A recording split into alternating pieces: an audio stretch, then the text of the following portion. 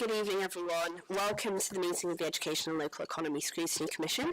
My name is Councillor Cassandra Brown and I'm the Chair.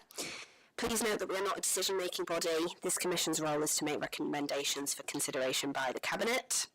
There are no planned fire alarm tests this evening. If you do hear the fire alarm, please leave by the nearest fire exit and make your way to the agreed assembly point, which is St John's Churchyard off Druid Street. Council security staff just outside the room will be available to direct you. The public toilets are located off the main reception area, and please switch your mobile phone to silent whilst you're in the meeting room. Members of the public are welcome to film, audio record, screenshot, or post the public proceedings of the meeting, but please do be considerate towards people in the room and take care not to disturb the proceedings. If you are filming the meeting, please do not film the audience.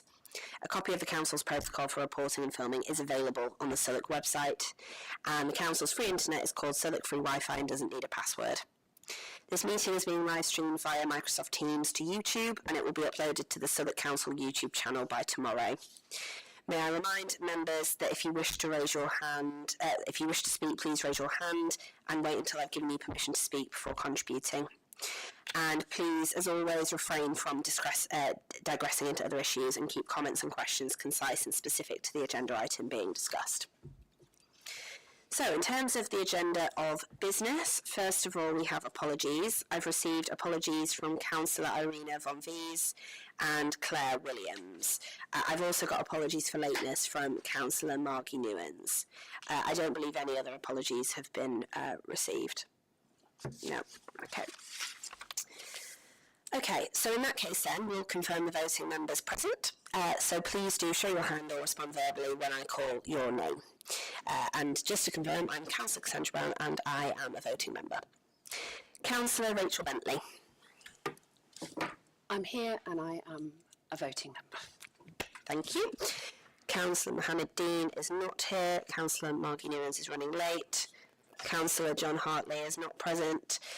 Councillor Youssef Hussain. Yes, I'm here and I'm a voting member.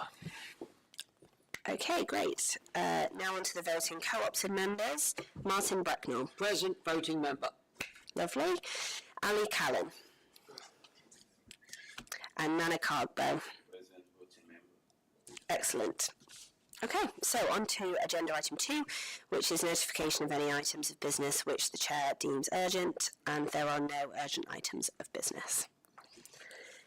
On to agenda item 3, disclosure of interests and dispensations. Does any member on the Commission wish to declare an interest or a dispensation in respect of the items of business on the agenda tonight? Nope. Fabulous. Agenda item 4, the minutes. We do need to approve the minutes of the meeting held on the 5th of February, which are in your agenda pack. Does anybody have anything they wish to contest, or are we happy to approve? Approved. Excellent. Okay, right, on to the substantive agenda. So, agenda item 5, tonight we have our Cabinet Member interview with Councillor John Battison, who is the Cabinet Member for Climate Emergency, Jobs and Business. So we will welcome John, Danny Edwards, Head of Economy, and anybody else that you've brought along with you tonight who's not on my list. Yeah, sorry, you're not on my list, but please do come up if you'd like to. Brilliant, and yeah, as a reminder, this is a standard item of business that we have every year, so Councillor Battison, your portfolio is a key part of the Council's business that we scrutinise, so we're excited to have you here and looking forward to getting an overview of your portfolio for this year. We are looking to spend around 20 minutes maximum on you sharing with the Commission, and then we'll go into around 20 minutes maximum of questions. So if you can help us keep to those times, that would be great. Sure, thank you, Chair. And you may remember Mark Grant, who is oversees our property area from the September meeting, perhaps, and then obviously Danny Edwards, who you've introduced, and both will be able to shed a bit more light, maybe in terms of the operational aspects of the relevant parts of the report. So there's obviously a lot in the brief that I look after. and I'll probably try and split it up into the two areas, so to speak, with regards to the local economy and the commercial property side, even though they are obviously interlinked. I suppose everything that we do in terms of local economy when it comes to jobs, business support is grounded in our economic strategy, which runs until 2030, focusing on narrowing inequalities and raising prosperity to all parts of the borough. And employment is a key part of that. I suppose one good thing about doing this interview now is that we are towards the end of the administration, so to speak, so we're not so much talking about progress against targets, but kind of looking at basically looking at how we've achieved them in many cases, which is a positive sign.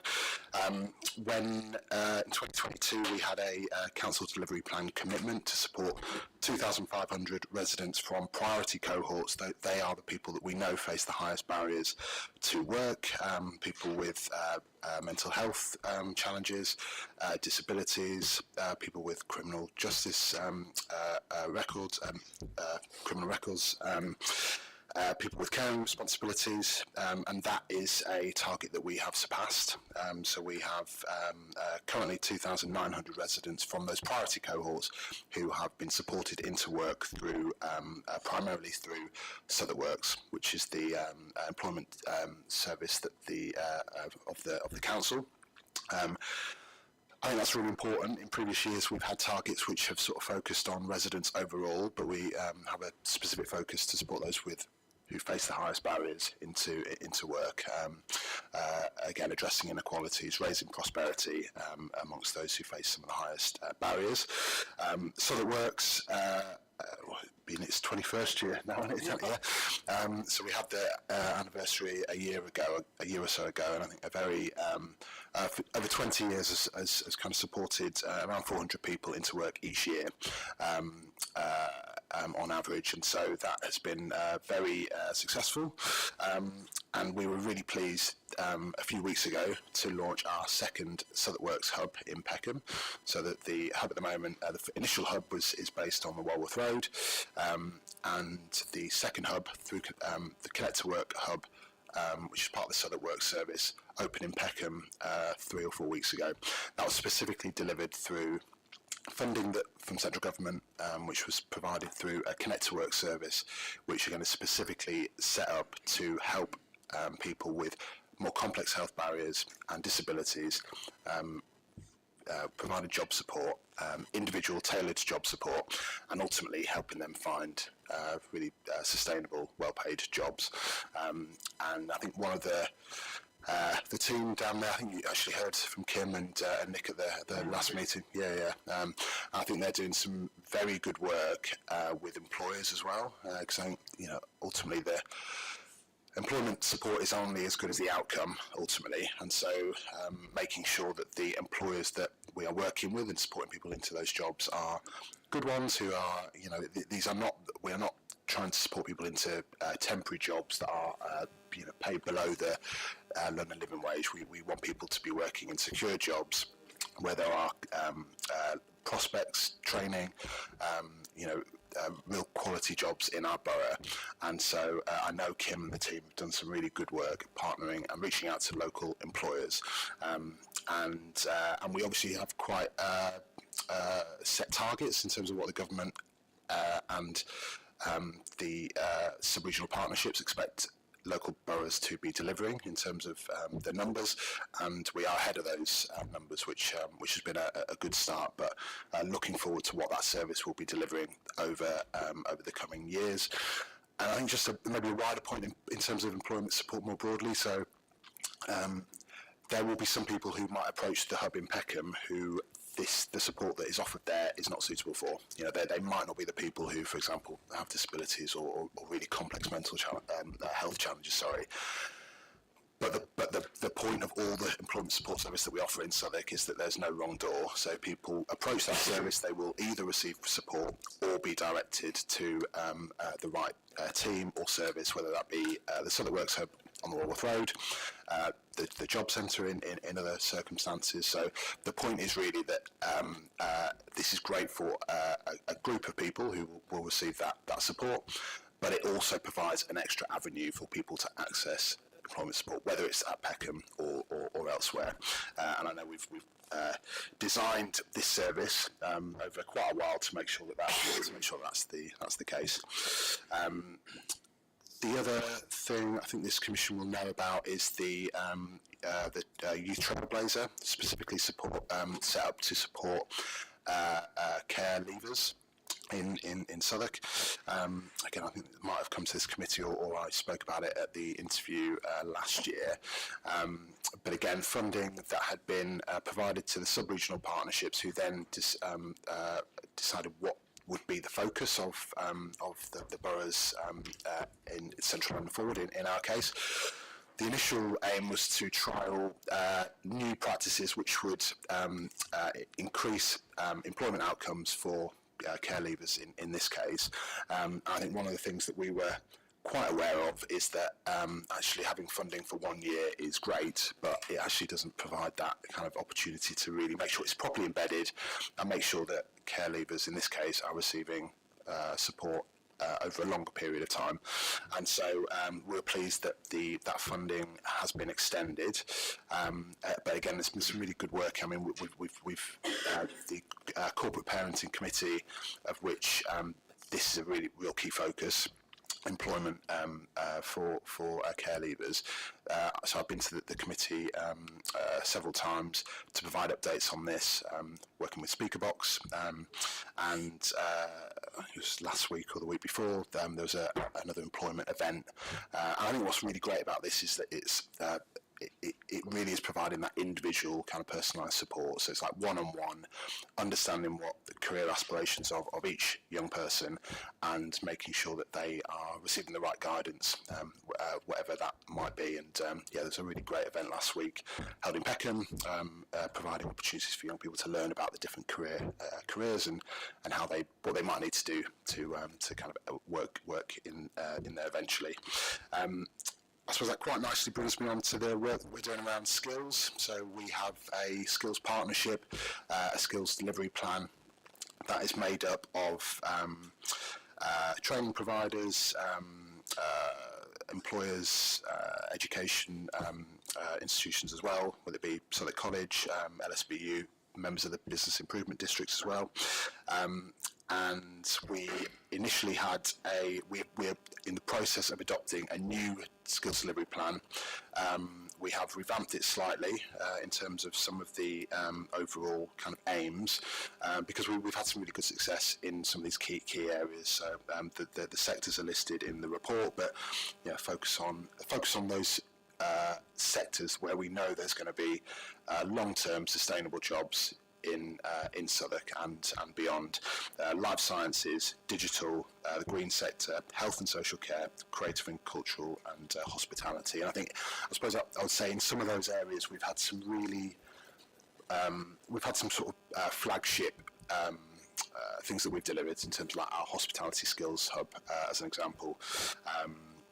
Life sciences, we've seen really great progression through SC1, which is the partnership that we're in with Lambeth and King's Health Partners and Guys and St Thomas's and others, basically to provide pathways into those sectors, and I think. So there's been some positive steps, but I think in some of these areas there is more that we can deliver. Certainly when we think about the digital space, with the number of AI companies operating in London, and actually quite a few of them now looking to operate in Southwark, which is great in terms of kind of growth and inward investment, but also in terms of the opportunities that they provide for local residents and definitely young people as well.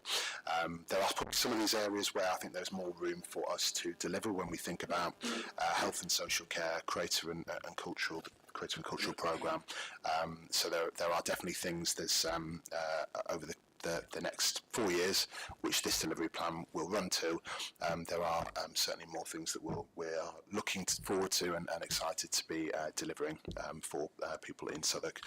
I won't go into each of the sectors in detail, but obviously happy to take questions on them. Apprenticeships is obviously another one of our council delivery plan commitments. The commitment was 2,000 supporting 2,000 new apprenticeships, and as of Q3 in the current year, we have surpassed that, so exceeding the 4-year target.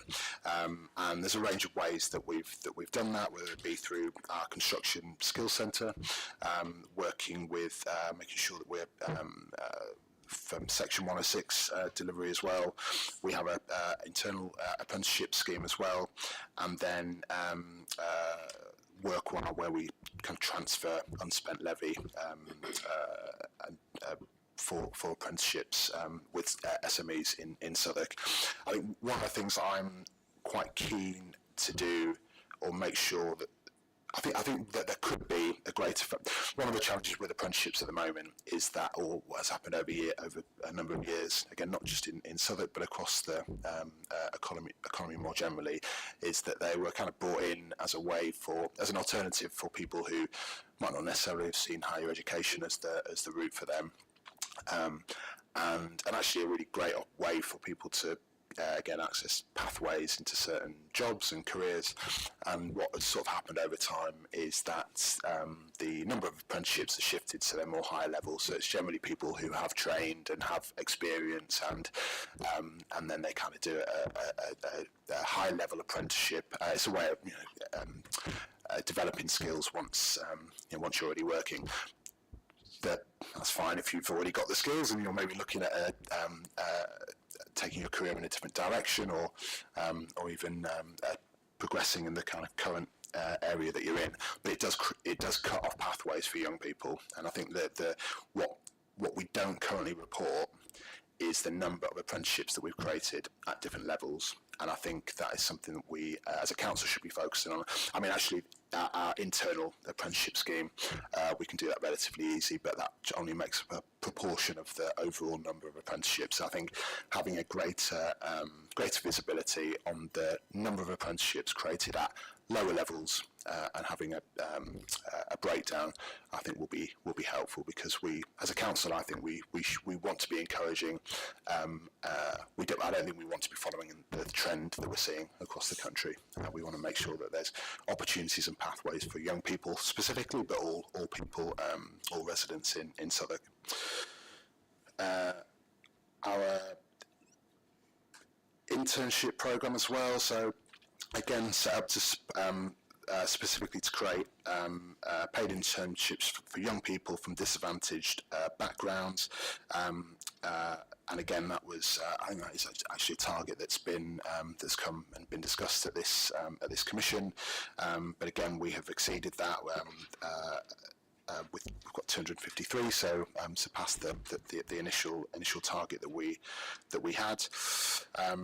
I'll maybe talk about business support, just in terms of worry about time, and I've probably been talking for too long already. But we have obviously we've delivered a lot of support for businesses, primarily through our through our Southwark Pioneers Fund, which provided is the council's flagship business support programme, specifically set up to support those businesses who are looking to start up, and those kind of smaller businesses that are looking to grow further. And then we've got the green programme as well, and the social. So there's different strands to the Pioneers Fund.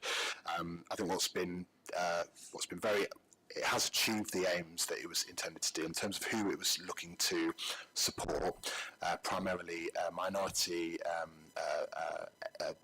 business owners, so whether they be female-led, black-led businesses, and this, there's been, I think Danny might be able to go into some of the numbers here in a bit more detail, but primarily the funding and support has gone towards people and business owners who generally are underrepresented when we look at business owners across the borough. So positive about that. I suppose one challenge that we know is coming is that funding has come from the UK Shared Prosperity Fund, and won't get any more of that funding.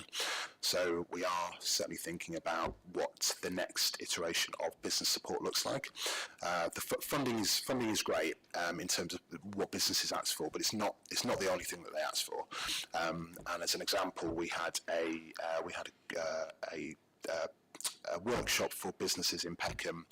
I'd probably say about a year ago now, possibly 9 months ago, but it was a Google kind of digital garage, and again it was businesses, small businesses in Peckham, who could go along and understand more about how to enhance their businesses through digital marketing, promotion.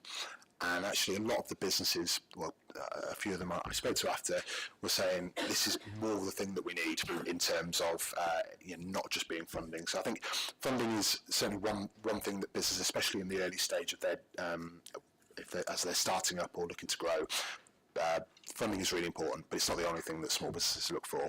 And I think as a council, certainly through the procurement framework that we have adopted last year, the social value framework that we have, how we provide opportunities for small businesses to access some of the contracts that we have. We last year again we had we launched a supplier readiness program, which again was set up to provide guidance for small businesses, basically to get them ready to bid and apply for contracts when they become available, not just in the council, elsewhere as well, because again, one of the bits of feedback that I had and we have is, how do we access some of the growth and opportunities that exist in Southwark already, rather than it just being about funding. So there's certainly some work there. The procurement framework provides opportunities for small businesses to bid for parts of contracts, rather than, because a lot of the contracts, especially the council, are big. Small businesses might not necessarily be able to cover all of those contracts, but they might be able to supply parts of it. And so how we think about breaking some of those down and making them more accessible for small businesses is something that there is that opportunity there. But and we're working through that as well in terms of what are the contract opportunities that currently exist in the council that small businesses could potentially service, and creating a database for businesses to sign up to it as well. So we're kind of in the early stages of this, but I think that's actually a really important part of where the council can support businesses across Southwark as we go forward. Our town centre action plan. So again, this is definitely a agenda item that has come, I'm pretty sure, to this commission as a kind of sole focus. This was something that we'd committed to for a while. We launched them last year, and actually with some really helpful guidance and input from this commission in terms of what they could look like, how they are more accessible, how people can access them, the information that would be involved in them, and so they have been, I think, a really positive way to engage local businesses in certain town centres, as well as local residents, local people. I think people have been these have been well received amongst residents, who are very keen to understand what are all the things either happening in town centres, things that have been delivered as well, and also things that might be coming up in the short, medium and long term. I think actually that was one of the bits of feedback from this commission about providing some form of time frame that people could kind of see what was going to come up in the in immediate future, but also maybe sort of a year, 18 months down the line. So they have been positive. We have committed to updating them every 6 months. The new iteration of those is about to come out. We are just considering how frequently we update them, because the good thing is they are a snapshot of everything going on across different teams within the council, whether that be waste collection, cleaning, antisocial behaviour, business support. So it really is a whole council effort that goes into producing those. But it also is a whole council effort updating them, and that has been quite a time-consuming process. And so what we're doing at the moment is updating them in a way that that they would still provide a really good update and snapshot about what's been delivered and what's happening over the next 12 months, and potentially extending how frequently we do them, because similar with other parts of the council, focusing on delivery rather than reporting, I think is really important, especially when it comes to improving our high streets and our town centres. The living wage work, so we our council's delivery plan target was to double the number of living wage employers. We had 298 in 2022. We now have over 450. There has been a challenge here. The way that we measure accredited employers is somewhat reliant on the Living Wage Foundation. Businesses have to pay a grant, pay a fee every year. The council has provided grants for some businesses, so they get the accreditation. But there has been some feedback from businesses around whether the payment that they make to the Living Wage Foundation, whether they get the value for money for that. So we have seen a slowing down of accredited employers. Nevertheless, the reporting that the Living Wage Foundation do has found that due to the work that we've done, 7,000 employees have received a pay rise in work because of their employer paying the living wage and becoming accredited. So there's been some really powerful work there, especially when we think about raising the salaries of those who earn the least in our borough. And I think we know that the costs of living in London and in Southwark, when it comes to rent and other essentials, can be high, and so this is a really important piece of work.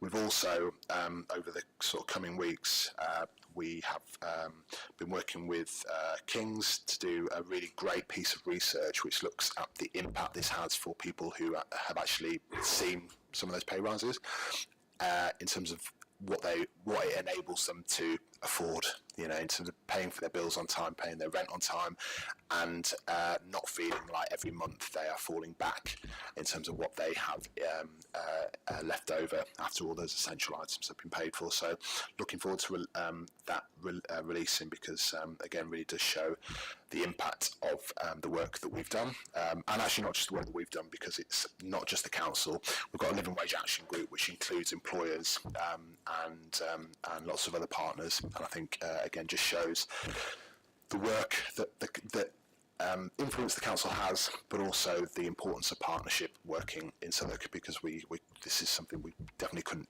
achieve alone. We need employers to pay the living wage, and we need really strong advocates for it who are able to champion it with other businesses that they might work with, and so kind of a sign of really good partnership working in Southwark. If I move on to the property section as well, I'm very Chair that this again specifically came to this commission as a sole agenda item a few months back. So there will be some of this that is kind of I don't want to repeat that meeting, but the council owns a number of commercial properties across the borough. Some of those are general fund properties, some of them sit under the housing revenue account, so the HRA, and I suppose as a loose description, the HRA assets are generally those on parades and smaller high streets, which typically would have residential properties above them. So we've got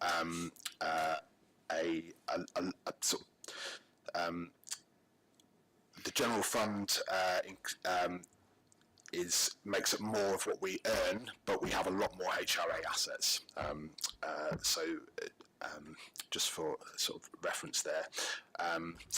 And the positive thing about this is that it's a revenue generator for the council, and it does allow us to shape high streets in terms of who we want in those commercial units, which I think is particularly important in terms of our town centre action plans, where we have got commercial units. Bermondsey and the Blue being one, and we've been able to use them for, I suppose, strategic purposes on places like the Walworth Road, where we've got a post office in one of the units there.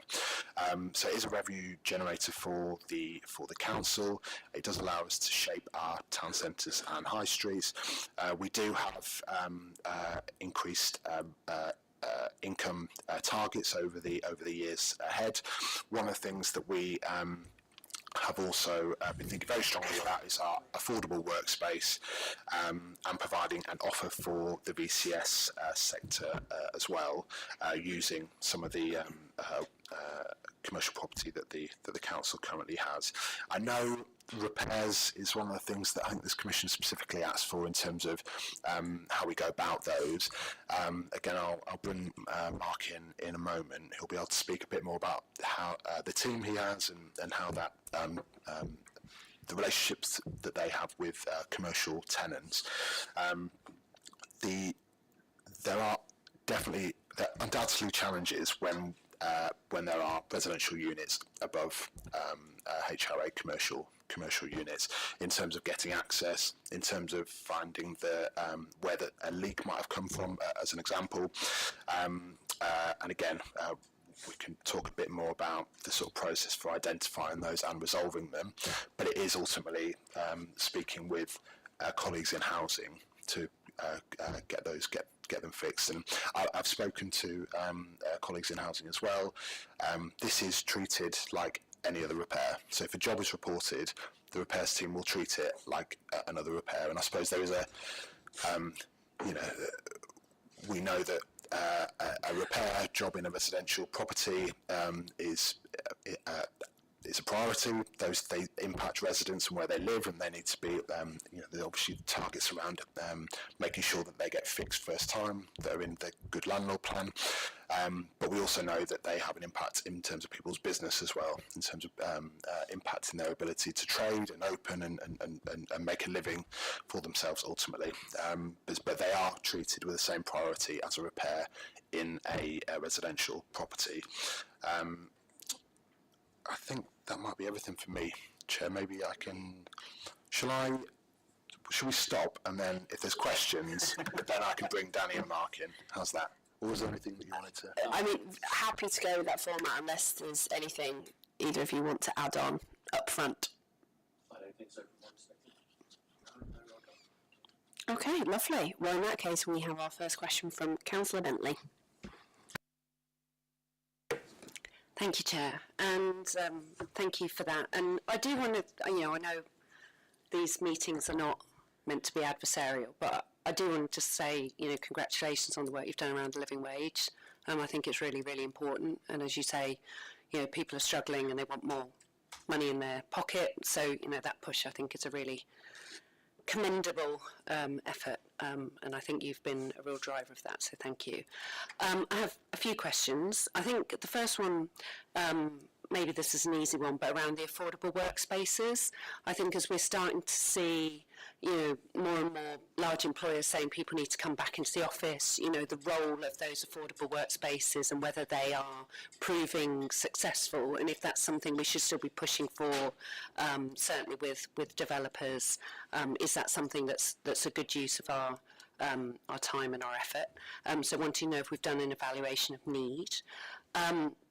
The second one, and I think we've talked about this, as you know, this is the Local Economy and Education Scrutiny Commission. One of the things that we've been really looking at is certainly children who are struggling with special educational needs. So thinking about them, obviously we're thinking about them at school, but thinking about how they go into employment, and really seeing that today the national statistics on NEETs came out, and it's growing, and they did mention that as being a real challenge.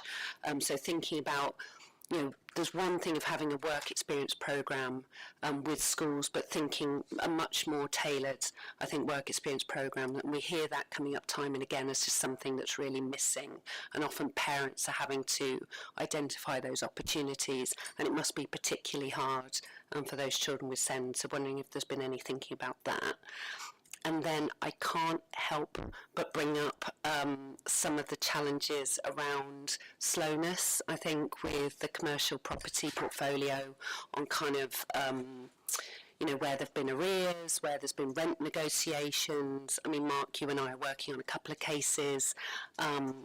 You've mentioned the repairs, the leaks from above. We know where there's businesses that have gone out of business because they couldn't, they just couldn't make ends meet. So thinking about how does that actually get targeted.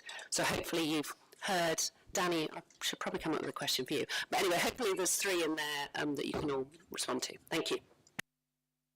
Thank you, Councillor Bentley. Maybe I can take the first one, and then Danny, can I hand over to the send one? Yes. So there are things that we're doing around careers information and guidance that specifically rates for targets young people with special educational needs and disabilities, and then maybe I can hand over to Mark to take the final question.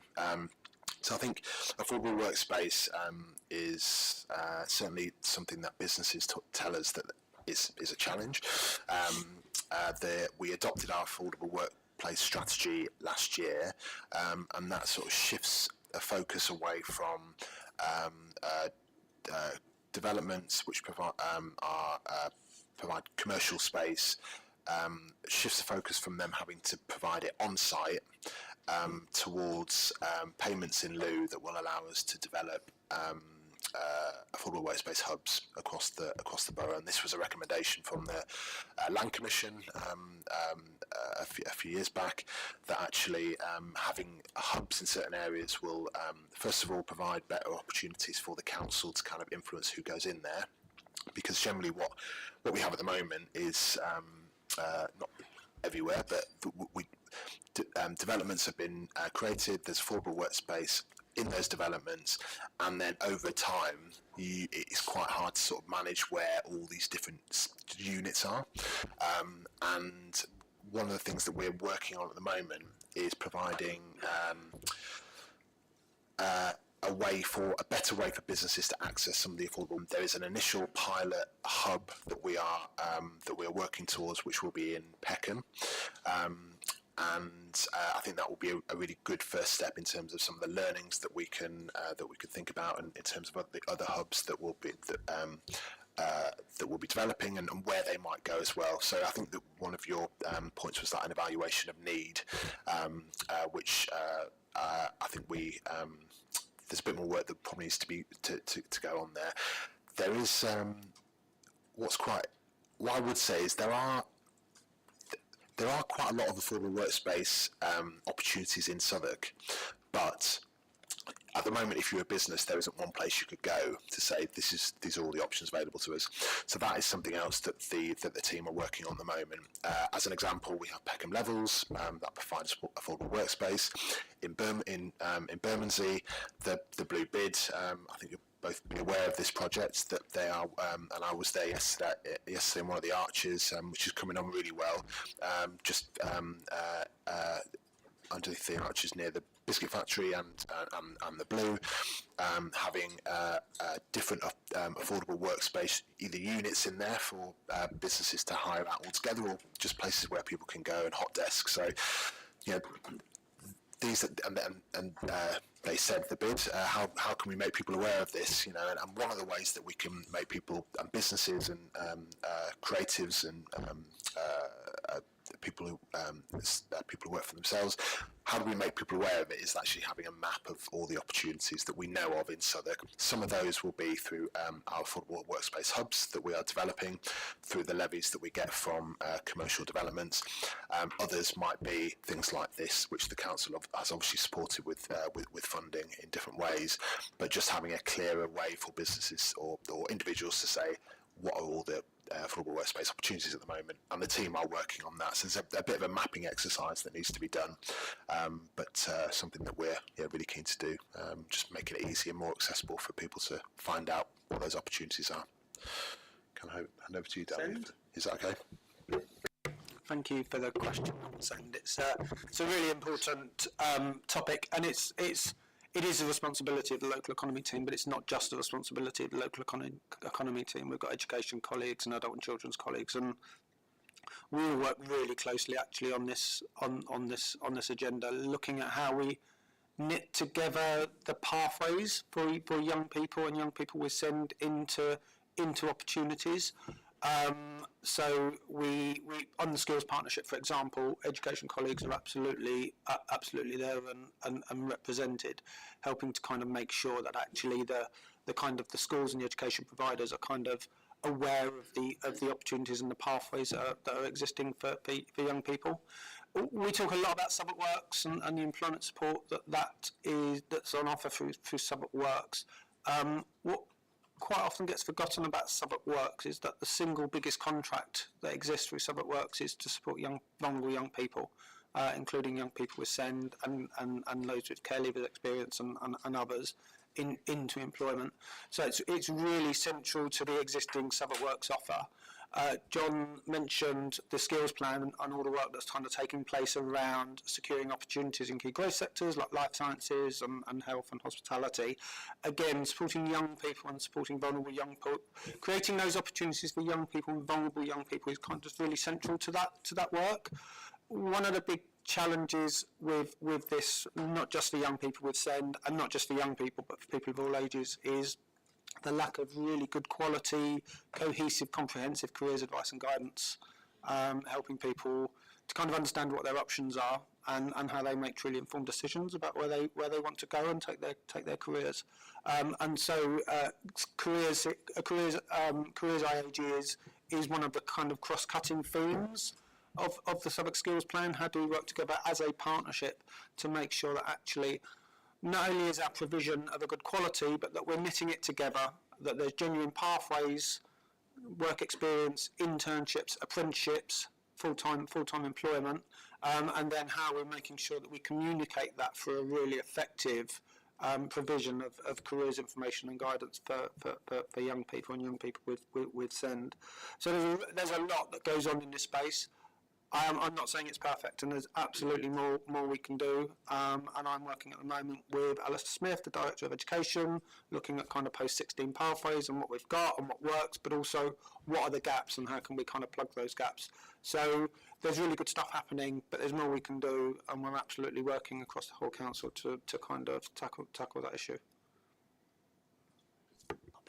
Yeah, because I think what we're worried about is that if some of those children aren't able to stay in school or get what they need there, it's it's setting them back. So it's almost like going even earlier into that, or not just thinking like, how do we get this child successfully from primary to secondary? Already starting to think about their kind of job and career prospects in a way that's slightly different. And I think that's what on this commission we've been kind of wrestling with these two portfolios that we're trying to scrutinise and how they link together.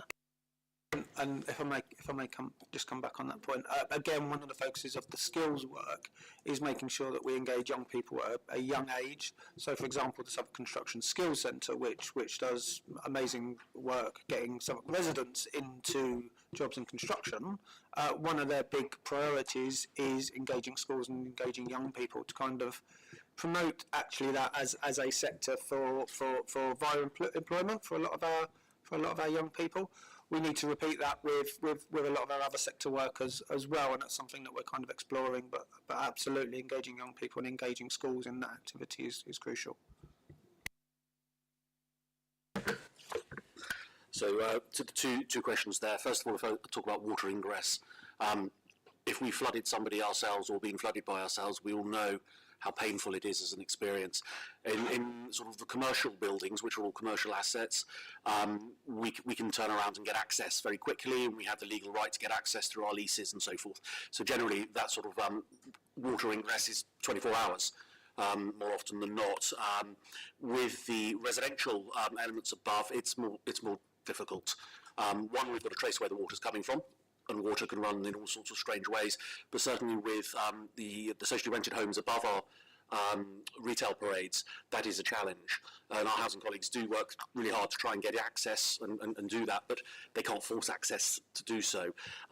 The other thing that's often there is not always just water leaks from a leaking bath or a kitchen and so forth. Some of the challenges that we've got on the HRA stock are the walkways, where the flats are accessed at the back of the retail units with a walkway, and a great many of those need some substantial repairs. And, we're looking at one where it's £500,000 worth of work that needs to be done, and patch repair just simply doesn't do the job. So that's also a challenge with the HRA facing its challenges financially as well, about making sure we prioritise things, but we also need to prioritise our businesses, because effectively we have to give them rent freeze, we have to compensate them, the HRA therefore loses rent, and we're in breach of our leases. So it is a challenge, and it's something that we have to work at. We have had a number of cases where we've had to compensate people, and in general, that works out, and we can work with tenants, and they are empathetic to a certain degree, but after a while, empathy disappears because they just get frustrated. So it's something that's a constant challenge. We've then also, we mentioned about the debt. Debt is a challenge still. We're sort of a victim of our own success in some ways, in that we've grown the rental income pre-COVID from 18 million now to 25.5, and that's still growing. So the more we're collecting, the more, sometimes the more debt there is. The way we record our debt, it's from day one. So the moment the invoice goes out, it shows as debt. So therefore, for example, December and January, we billed nearly £6 million worth of the December quarter rent. So that suddenly shows as a big debt. So it always looks like you're pushing jelly uphill, if that makes sense. The other two challenges, we had one very big case of nearly it's over £2.5 million, which the experts awarded their determination wholly in favour of the council. That money should be in our account next week. Otherwise, they'll be getting a knock on the door from the debt collectors. And also the other challenge that has been historically is that we've not written off historic bad debt.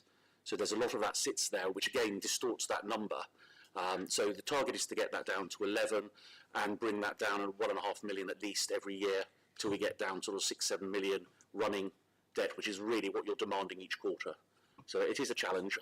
Also, the debt that we have under debt management plans still shows as a debt. So although whilst tenants are eroding it, that's really good. And another factor is the fact that we've also, having not pursued during COVID and cost of living crisis, all the landlord and tenant events, we're now catching up with those. We're taking some pragmatic views about there's no point increasing the rent where they've still got some arrears, and sort of we want to make sure our tenants have got sustainable businesses and they can actually pay those, because a void is not what we want to achieve. And we have a very, very low void rate. We're 1%, which it's a mixed bag of a portfolio. I think it's actually quite good in this climate. Yeah, and can you just talk a little bit about that kind of speed of responsiveness? Because I think, as I say, with some of the renegotiations that we've kind of seen, or where there has been an issue with, say, arrears, and maybe the tenant has one view and the council has another, things seem to be quite protracted. And I guess, is that your view, or is that just my view from what I'm hearing from people contact me who are frustrated? It's an element of both. I think there's an element of activities were frozen and weren't allowed to happen, so therefore we've got to catch up and deal with those. No tenant likes to pay more rent at all. They always sort of say they can't afford it, or it's not the right market, and et cetera, et cetera. So that has to be a balanced negotiation. I think it's important to understand that whilst the income streams that we get are very, very important to support frontline services, there also needs to be they need to be sustainable. There is no point doubling someone's rent and putting them out of business, and then we've got a 6-month void while we let it and find another tenant and give them rent free to fit out. So it's about being sensibly commercial, but in a balanced manner. I think we've put in some new structures with extra support with our legal team and property team, so there's more people to help process those landlord and tenant events. And that we've also been pragmatic about a number of rent reviews, a significant number of rent reviews, which were very historic, and that will actually say we'll start afresh. So I think that works. We will talk to tenants about CPI increases if that's appropriate. Sometimes actually that's more expensive for a tenant, especially small retail, if inflation is running away and expensive, than where the market moves. So I think it is that we can do better. We can always do better. And I think also it's a matter of talking to our tenants to make sure that they also understand that sometimes they need to be represented, which will help. If you're talking to an individual whose expertise isn't landlord and tenant negotiations, but it's their business, as surveyors we're duty bound to say, please go and get representation. And often they don't, and that does make it more protracted. Thank you. Thank you. Councillor Newens. Thank you very much. I apologise for lateness, and therefore I'm a little bit conscious that I may have missed stuff, but I think, so I'm going to start anyway, and apologies if this was covered. I wanted to pick up on the, so Councillor Bentley asked about what we're doing to send young people into employment. I wanted to sort of extend that a little bit and ask, my impression is that actually often the everything on the side with the young person can actually be laid perfectly, but actually one of the problems is getting the employer to take the leap.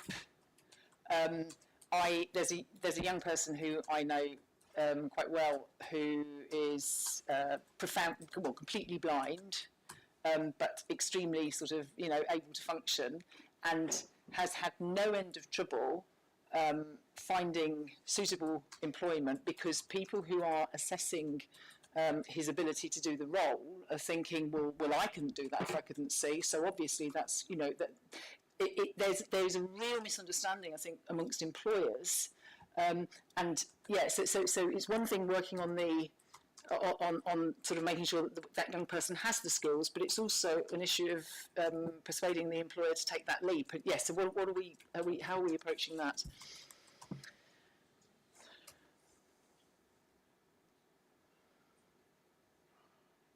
There's quite a lot in there, isn't there? I mean, it's so. I suppose the first thing that, as a the first thing the council can do is lead by best practice as well, and be an example in terms of inclusive recruitment. I mean, there's a challenge here in time. You'll have seen the young youth in unemployment is going in the wrong direction, and so that that at a time when we're looking for employers to take on more young people and specifically make their recruitment processes more inclusive, it almost feels like that it becomes more challenging, doesn't it? Because there's more young people looking for jobs, and so so there's definitely a challenge there. I mean, I know that our Connect to Work service, which again Kim and Nick came to this commission at the last meeting, have done some really great work with employers, which is like, I suppose there's two bits to this. First of all, who are the employers who at the moment are inclusive and are very good at kind of offering inclusive environments, inclusive recruitment processes, who the council should have better relationships with. I think that's almost like the kind of easy part, because they're organisations that are already kind of leading in this space. But I suppose the second bit is how do we provide, and I know the team have started doing this, but how do we start to influence some of those employers more? I think there are potentially ways to do that through contracts and procurement that the council has and kind of manages and tenders out. But I suppose it is a big question, isn't it, in terms of like what's the leverage do we have as a council to make to encourage employers to be more inclusive when it comes to not just their recruitment, because one of the challenges around people who face the highest barriers to work is that once they get the job, that's not the end of the story. It's then actually supporting them in work, which I know that Southwark and other employment support providers do. There's quite a bit. I mean, I do think there's still opportunity for the council, but maybe I can bring Danny in for any other perspectives. Yeah.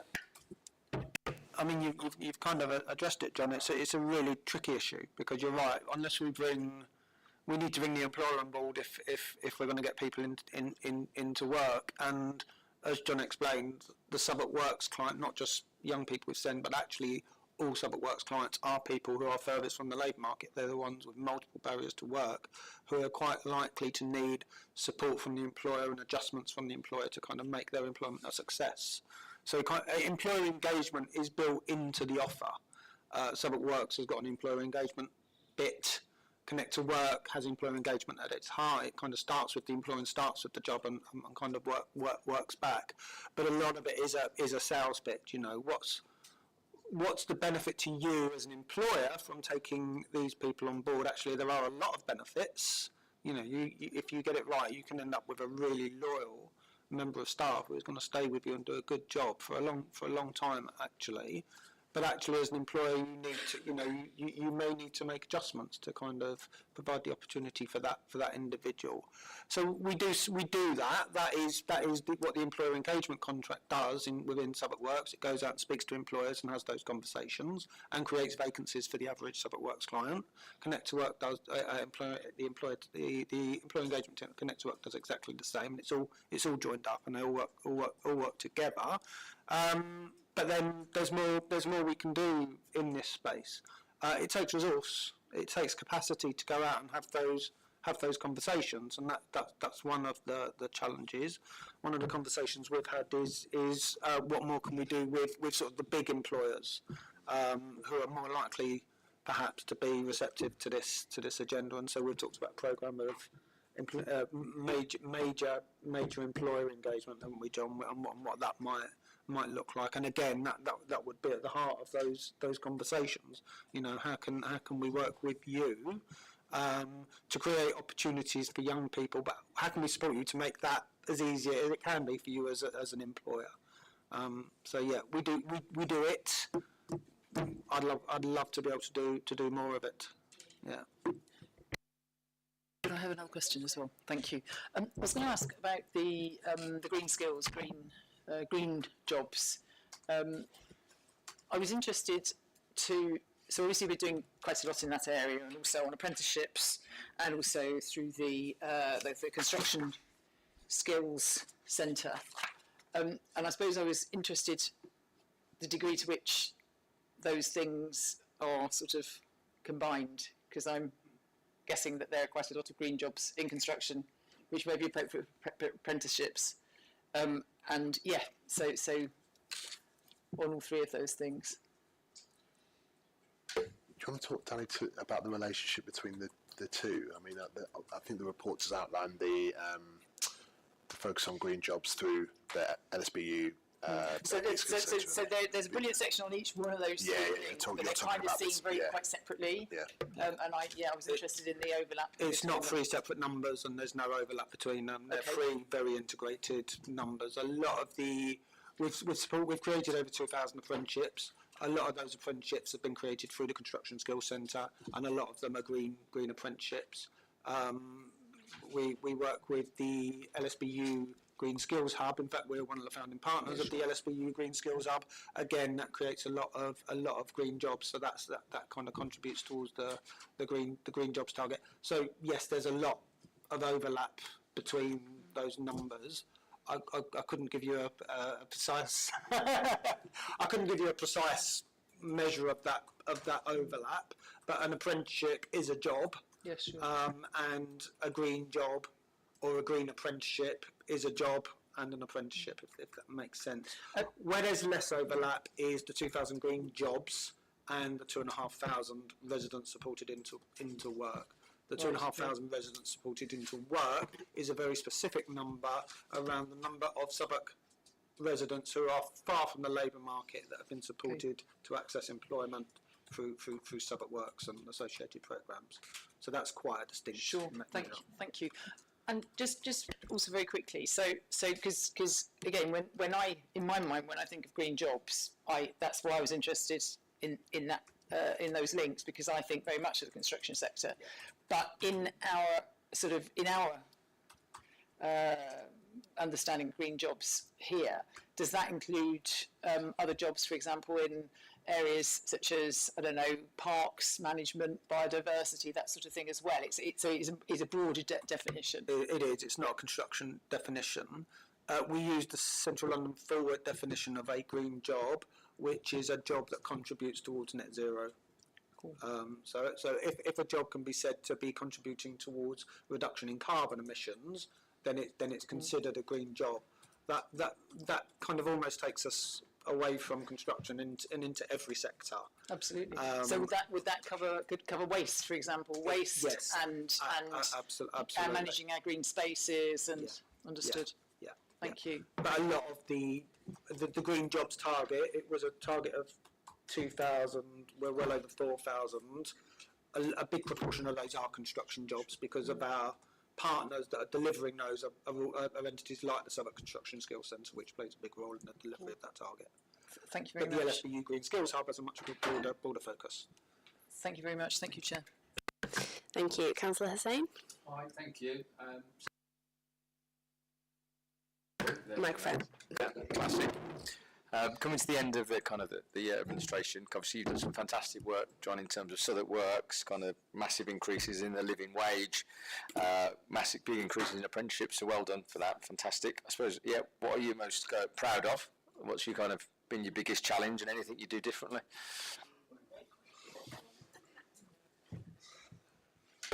Councillor saying, well, no, because I think you said well done, but it's that I mean, the work that the team does, I actually do think that the local economy team, the impact they have is, if you've had experience with the local economy team, you have a very positive experience. But so many people have not, for whatever reason, won't have had that contact and experience. And I think one of the things that we definitely need to do, and we have, is communicating more of the impacts of Danny's team. And the Connect to Work Hub was a really good example of that, in terms of just making sure that people understand where to go whether it's employment support or business support, just making sure that people know that all the work that the council is doing. And I think that'll probably be the challenge, really, is that I would still say for too many people, if they're looking for a job, they probably, and the people we're talking about as well, the people who face the highest barriers, I'd still say a lot of those people will not know that Southwark Work exists. Yep. And so how we make sure that the right people are finding the service. I think there's some, it will always be a challenge, won't it? But I think there's some things to consider there. And I don't know the answer to the proudest question, Yusuf. That was I mean, I think there's we've targets here in terms of what we wanted to deliver. I think were the right targets, because it's about supporting people who, it's not just a general target about supporting residents, it's supporting people who are disadvantaged young people, residents furthest away from the labour market, people with disabilities and health barriers to work. And I think the local economy service and team should be focused on supporting those people rather than just all residents. I think taking a really targeted approach to support those who to prioritise the right groups of people, I think is something actually the whole council should be proud of, not just me and not just Danny. Thank you, Councillor Batson. And yeah, totally agree with you in terms of that promoting and communicating Southwark Works. I remember we had the lady with here. I can't remember her name. Was it Kim? Yeah, and yeah, her kind of passion, her enthusiasm for the whole project was it was really inspiring. And yeah, any way that we can kind of communicate that, amplify that, and get that out to people for people who have the greatest need, I think that's a great kind of objective moving forward. I mean, yeah, I agree. Just on that, actually, a lot of the people who work in Southwark Works, whether it be the Connect to Work Hub in Peckham and the Walworth Road Hub, are really rooted in Southwark, I would say. And so I think that helps in terms of when people go into those areas, into those support hubs. They're met by people who are not just friendly and welcoming, but very knowledgeable about Southwark and very understanding as well. So I think we've got really great people in who provide that employment support. And something we should all be proud of. Great, thank you.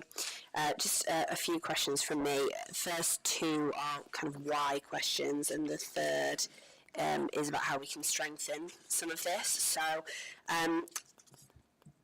why have apprenticeships shifted to become much more high level than they used to be? That's the first question.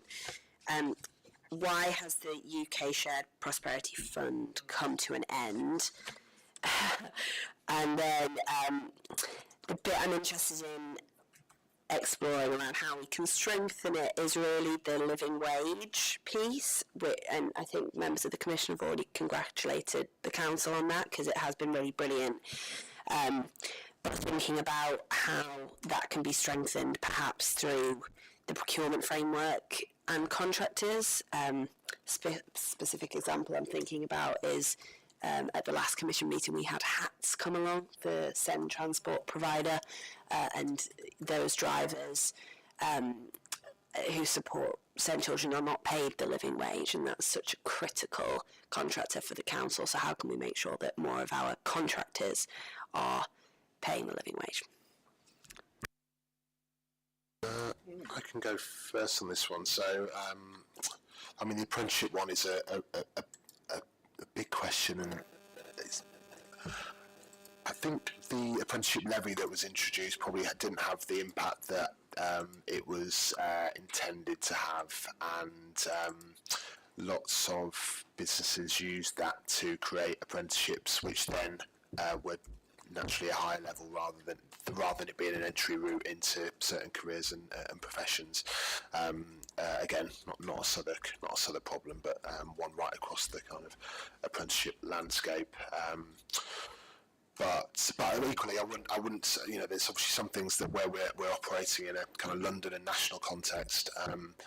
I don't think this is one where we don't have any agency and influence over. So I think having better reporting of the apprenticeships across different levels as an initial starting point would then allow us to see sort of, okay, how does that compare to apprenticeships across London and across the country, and then sort of understand what we might be able to do about it.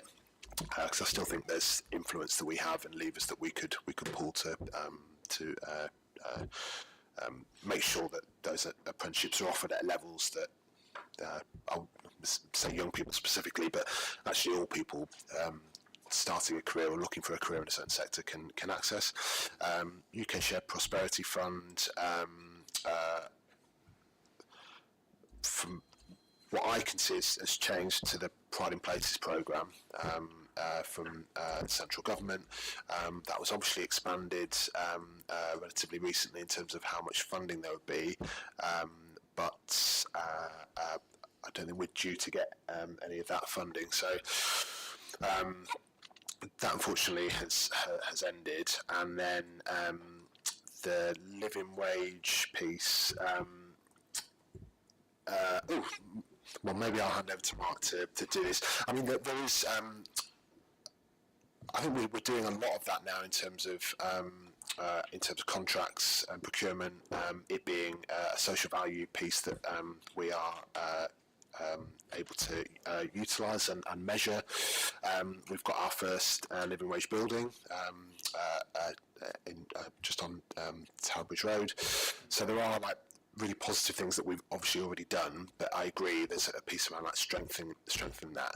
I mean, one of the conversations that we've had is around like at the moment the way it's obviously really impactful that we're able to measure it through the work of the Living Wage Foundation, but ultimately what matters is the employer is paying their employee the London Living Wage, whether they're accredited or not. That's not the most important thing. The most important thing is that the resident or local employee is earning the London Living Wage, and so how we kind of what we can do to make sure more employers are doing that. I think we certainly can. We need to keep that front of mind. Really, I'll hand over to Mark because he's got. So this is one of the things now. Sorry, thank you. In all our commercial leases, when they're either new lettings or renewals, we now include the requirement for the businesses to pay London Living Wage to their staff. I mean, the challenge in some of those will be checking up that they actually do it, but that's now a standard clause in our commercial leases.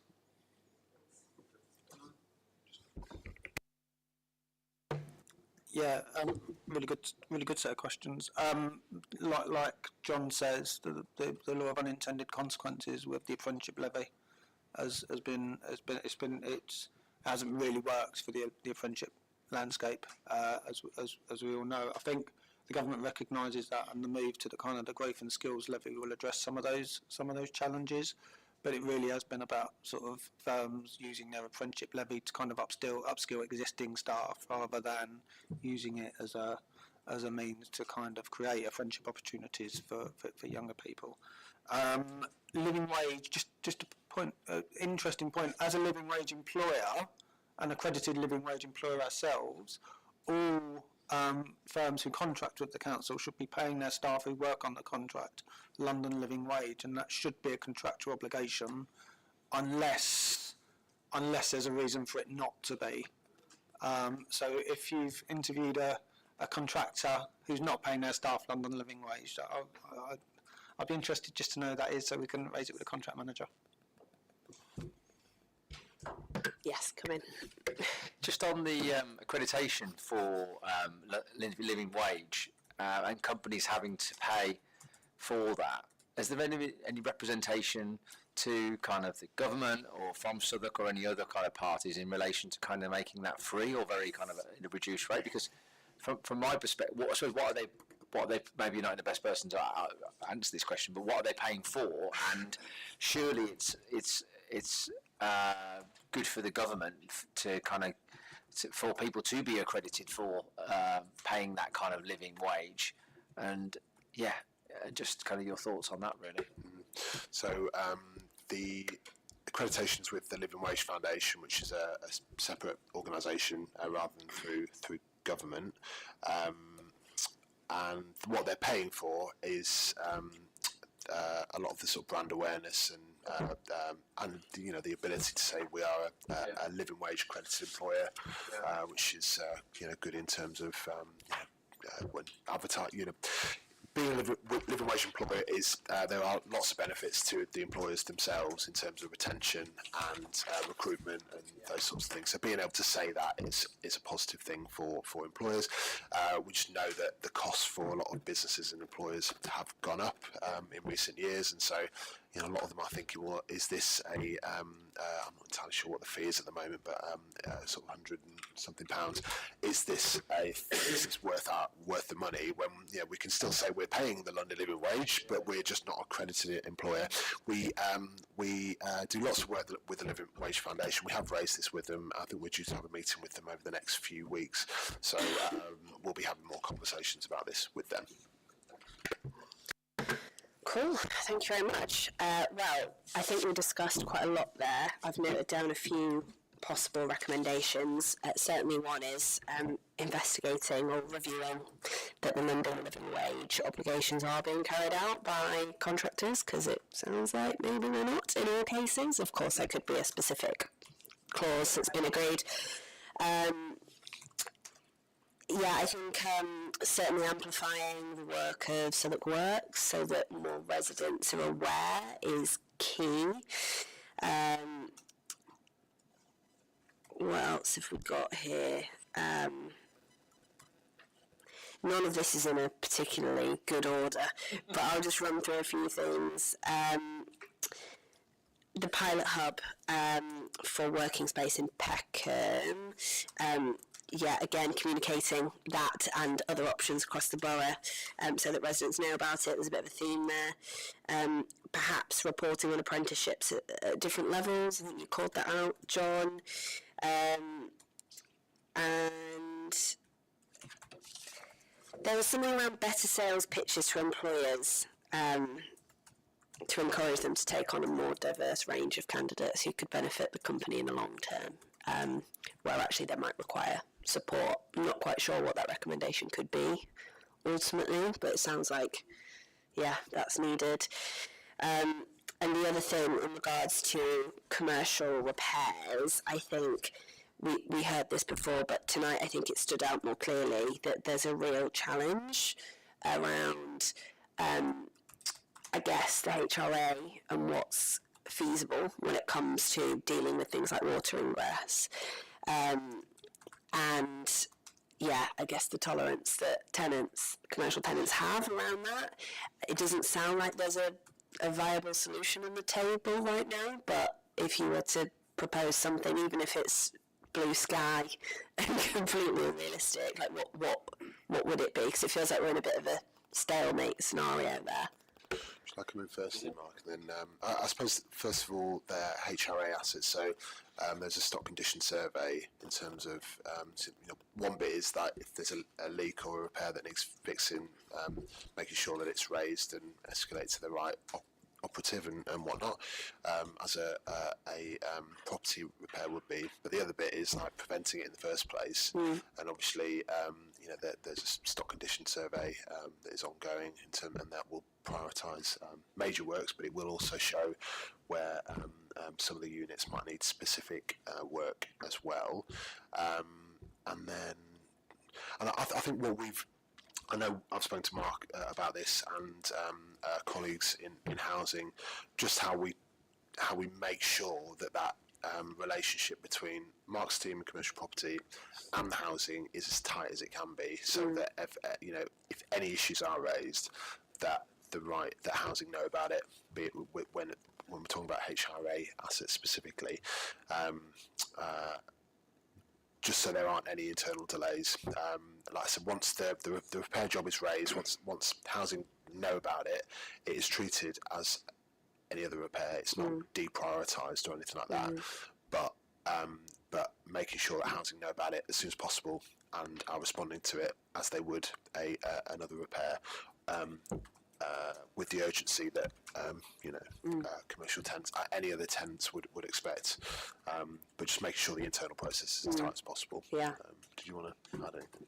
Just a couple of things. I think, firstly, it's really important that the commercial portfolio was included in the stock condition surveys. At one point, it was thought they wouldn't. They were just going to do the housing stock, and that's crazy because the commercial units are often the ground floor of the housing stock. So that was good that we caught that. It will then show some wants of repair, especially on walkways and so forth.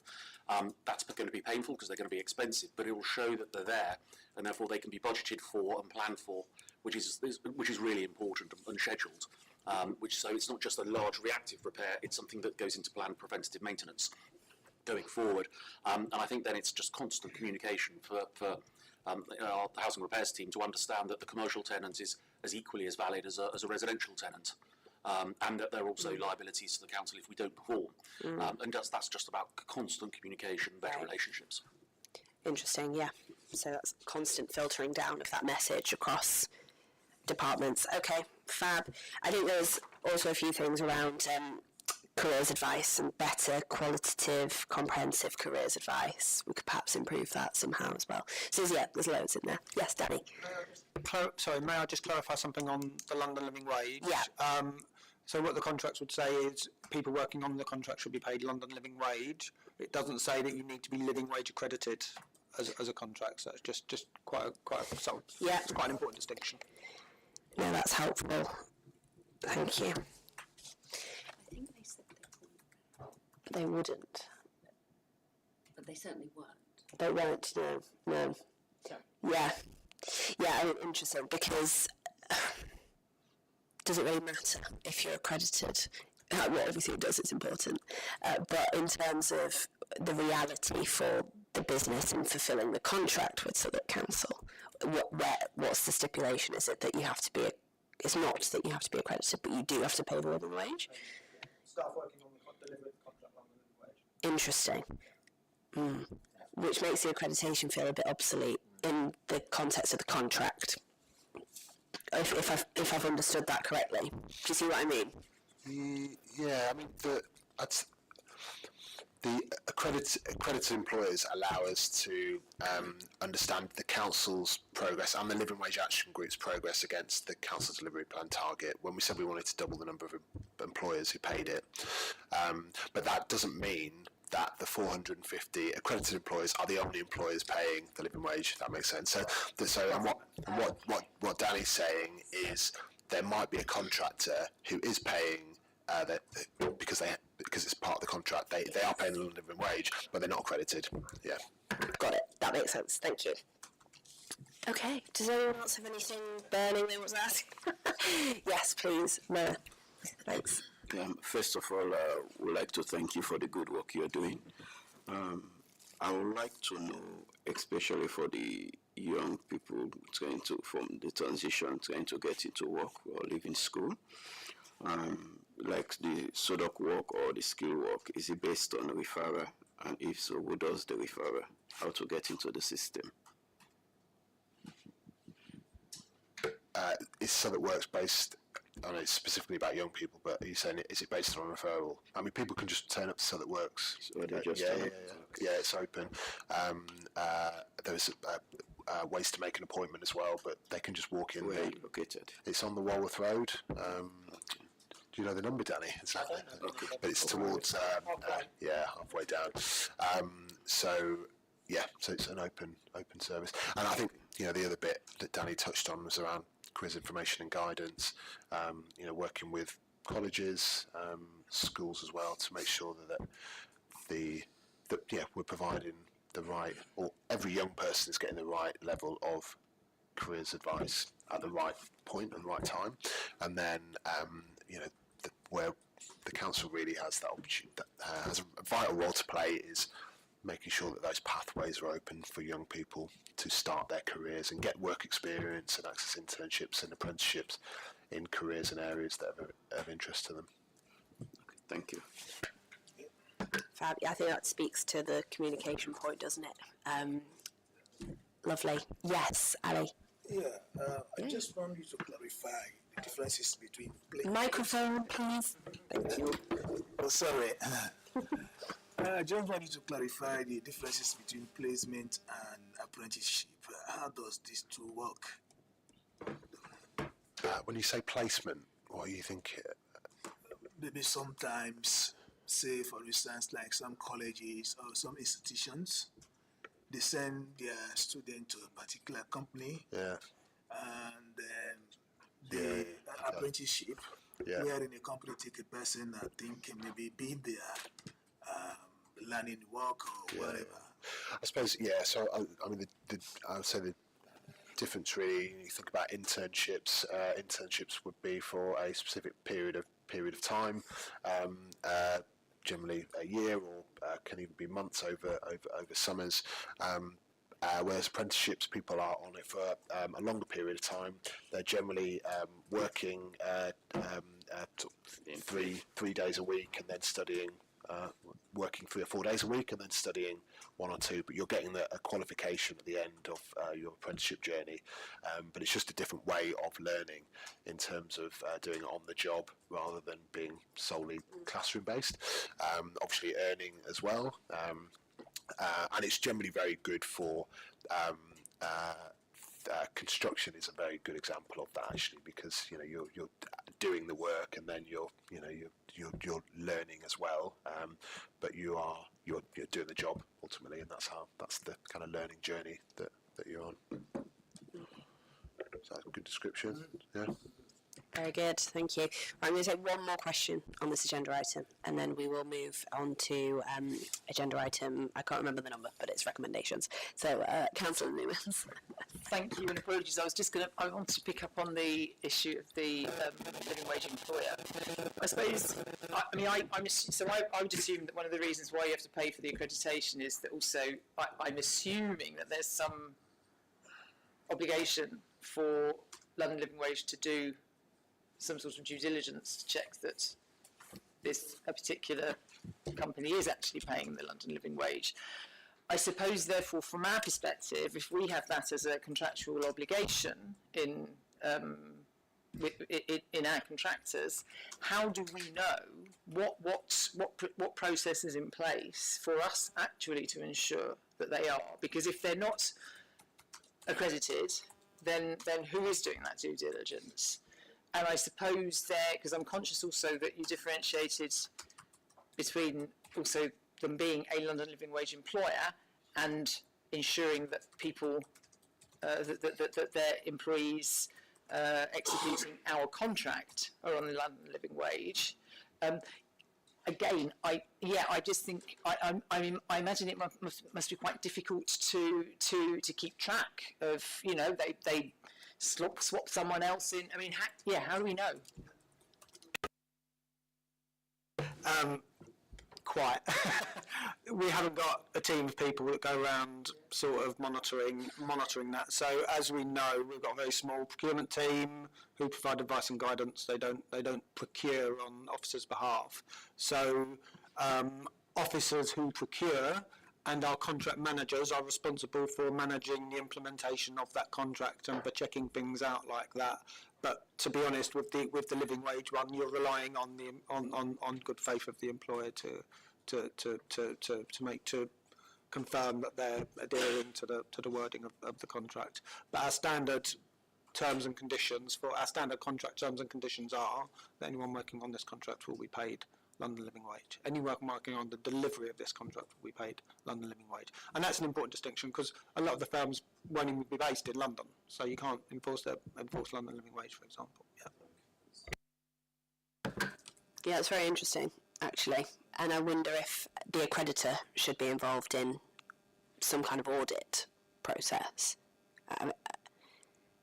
What's your view on that?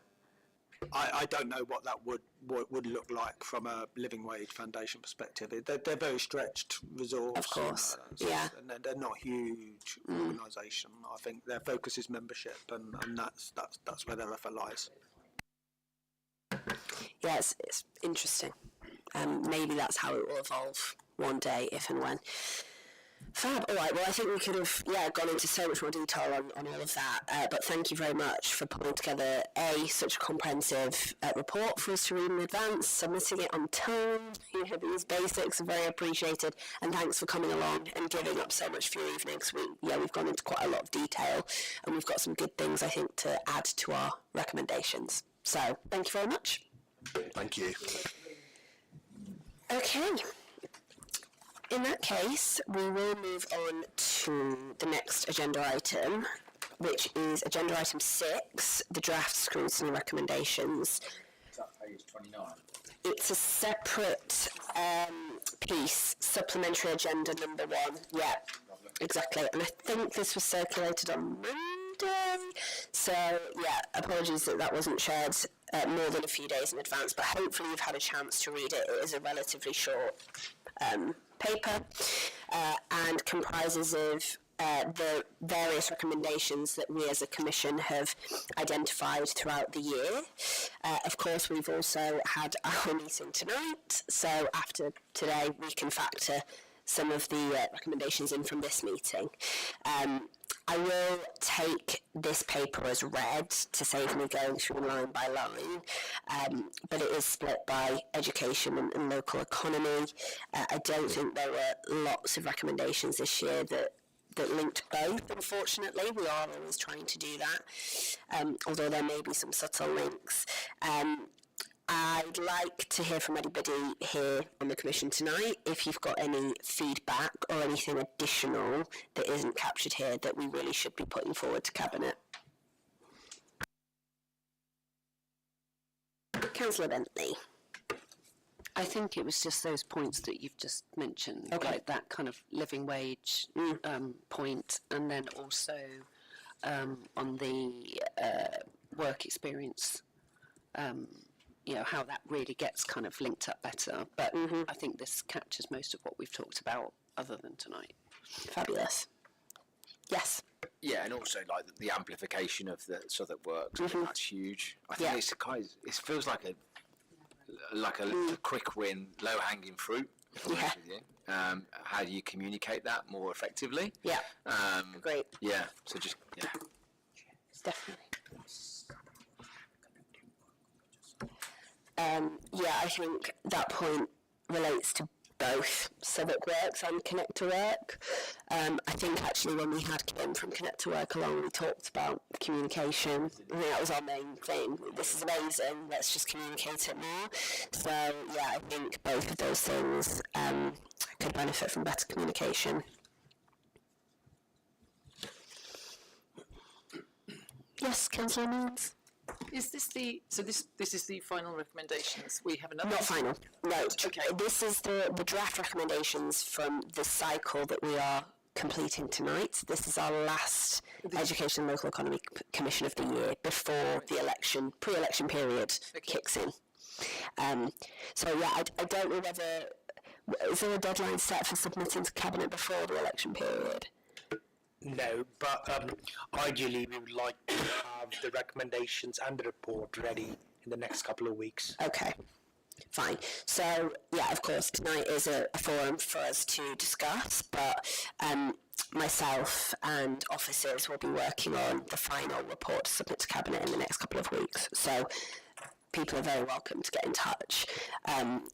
If something occurs to you that's missing, or if you want more time to digest the information. Councillor Newlands, yes. Thank you. I recall when we had the street traders come to visit, and I suppose and there was a feeling there that sort of free Wi-Fi was required. But I remember also there being a discussion around the fact that actually historically, when generally mobile communications were not as good, there would be potentially a poor signal, and therefore the Wi-Fi was necessary. I suppose I'm not necessarily convinced that that is the case, and I don't know the degree to which. I mean, it's not something that I'm, going to die in a ditch for, but it's I just. I don't know the degree to which it is actually necessary, because I know that I know very well there are some areas of the borough where there is extremely poor signal. I don't think that the middle of the borough is one of them. So I don't know. I just wondered how you people feel about that. Yeah, and sorry, I mean I'm just wondering. So it says for the business hub co-working traders. Yes. So it's one room. Quite. So, and it's a valid point, and actually one that we went back and forth on when coming up with the draft list, because we did have a discussion about whether free Wi-Fi was a good use of council resource when 4 and 5G are so widely available. So this is specifically for, if the Cabinet accepts it, the recommendation around the business hub and the co-working space having Wi-Fi, which I think would be fairly standard practice if there's a kind of a business hub that's offered to traders. But yeah, I think it's still a valid point. Councillor Bentley, I think you want to come in. I was going to say that I think this came from the traders themselves, so they'd done extensive kind of, I guess, research with their the traders, but also their customers, and that was an ask. So I think, whilst we might not think they need it, I think they did say they needed it, or it would be really beneficial. So, yeah. It does go to a lot of places. Yeah, Mike. So I visited overseas recently where they're having Wi-Fi in public areas all over the place, where everyone's got a phone, but there's Yeah, absolutely. Yeah, Councillor Hussain. So isn't the Mayor of London driving that, a lot of that as well, in terms of like free Wi-Fi over London? I know TfL have free kind of Wi-Fi now, but it does. Yeah. So it's something maybe we could link up with the Mayor of London as well. Yeah, I mean, it's an interesting point, because personally, I never really feel the need to use public Wi-Fi, and I, in fact, use HubSpot. What's a CRM tool? I use Hotspot all the time. It's also more secure than public Wi-Fi, so I wonder whether there is perhaps, I don't know, a generational or a demographic difference in use. Councillor Penny, are you okay? Do you need some water? You all good? So, yeah, perhaps if you're on, I guess, a data plan, which is very limited, then that would be important to you. I think, like you, Councillor Newlands, I wouldn't die in a ditch over either. The Cabinet can accept or not accept it. I think the fact that it's specific about the business hub makes sense. So, yes, I think if the Commission are happy, then I'm happy to leave it in there. Manor? Yeah, concerning the Wi-Fi issue, I think we should not just ignore it. Let's give it a try because they must have reasons why because they came here, they explained themselves, and it's good. It can help promote their businesses, and generate income for them. So for us, we might not see it as something necessary, but for them it's something necessary because that they believe will help them, their businesses to go further. So let's take that into consideration. Great, very good point. I like that. Yeah, and I think actually likewise, if the Mayor of London is doing work on this as well, the Cabinet should just acknowledge what that is and check the synergies. Okay, fabulous. Any other thoughts? Councillor Newlands, you have a thought. It's a thought, it's an unformulated thought, but it does fit with the point that I made about send into work.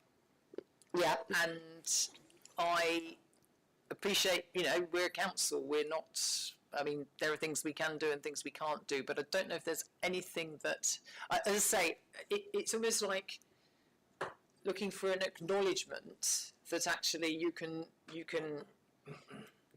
bring a horse to water and you can't make it drink. You can ensure that young people have all this amazing support and skills. Yeah. But if at the end of that you've still not got the employers who are prepared to roll the dice and give it a go, then that is a problem. And I don't know if there's anything, as I say, equally, I completely understand that it's also probably quite a difficult thing for us to, what can we recommend? I don't know, I'm thinking aloud really, because that's something obviously that's come out this evening. I don't know if other people have any thoughts of that on that. Yeah, actually, and I think it's a really good point. It makes me think of a use case where this is happening, and it is very anecdotal. But I did some I did some shadowing as part of a course I was on, and I shadowed the Chief Technology Officer of Ernst & Young, which is just down the road in Southwark, and she was telling me about a programme they have where they actively seek out neurodivergent candidates for specific roles. And I thought that was very cool, and she talked about how well it was working. So the only thought I have in response to yours is I think there are case studies of this happening, and proof points like that will be so useful to other employers who might be worried and daunted by going on that journey. I don't know if Councillor Newlands, that aligns with what you were thinking. Absolutely. I think the point was made also that it probably is something that's an awful lot easier for a larger company to take on. Yeah. But if there is something that we can do as a council to sort of, put that whole piece together, where, we are providing all that support except the final stage in it, because we don't have that power. I just wonder if, so I don't know if there's just something that we can kind of prod in that direction. It's not even that it's of course, it's non-council responsibility as such, but if there's something that we can do to kind of make that case to, as I say, especially initially larger employers, I think that would be really useful. Yeah, be some kind of enabling force. Yeah, I wonder that's something, I don't know if we can sort of think about how if you think about what we could actually say in terms of recommendation. Yes. I mean, we like to be specific with our recommendations, but we could be a little bit vague. I think even just suggesting that the council becomes more of an enabling force in this. Well, anybody in the room have any suggestions as to how we can make this a specific recommendation that we can report on and hold officers and cabinet members to account on?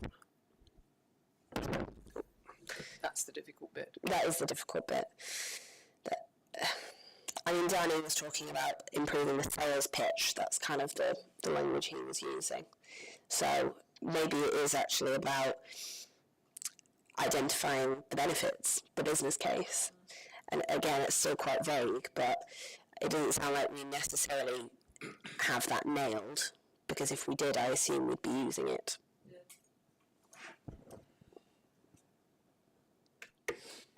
I guess I was going to say that we don't think that the work experience programme full stop is necessarily working well.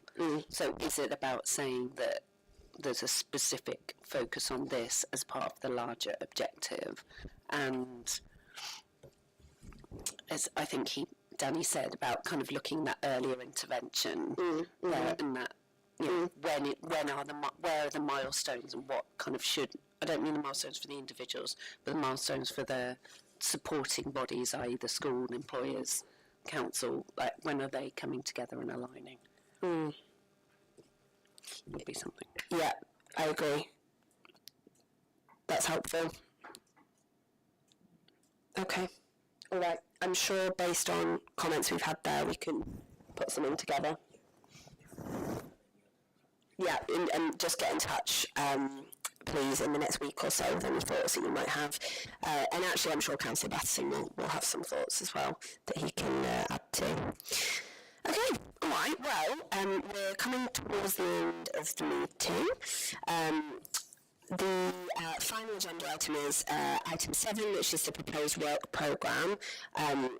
We are concluding this year's work programme. This year we've looked at various things across education and local economy. We've looked at school closures. We've looked at send transport provision in the borough. We've looked extensively at East Street Market, and we have looked at Connect to Work and all of the great new things that are happening around that. So yeah, we've achieved a lot as a commission. Thank you very much for your participation, your energy, and all of the ideas that have contributed to the report that we will submit. This is the final meeting, as I said. So yeah, it's been a pleasure working with you all, and I wish you all the best. Thank you. Thank you. Thank you.